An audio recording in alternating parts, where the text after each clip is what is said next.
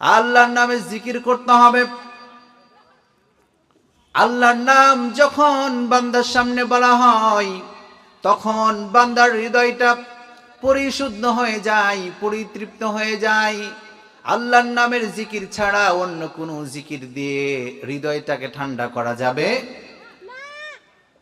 কারণ আল্লাহ সুবহানাহু ওয়া তাআলা বলছেন, আলা বিযিকরিল্লাহি তাতমাইন্নুল কুলুব।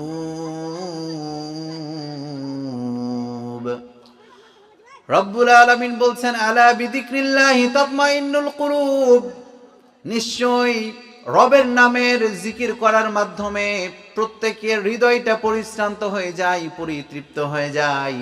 দুনিয়ার মধ্যে মানুষ শান্তি পাওয়ার জন্য গান শ্রবণ করে, বিভিন্ন ওয়াহিদুক অশ্লীল হিন্দি গান, বাংলা গান, বিভিন্ন প্রকারের গান শুনে, কিন্তু আসলে এই গান দিয়ে মানুষের হৃদয়টা পরিতৃপ্ত হয়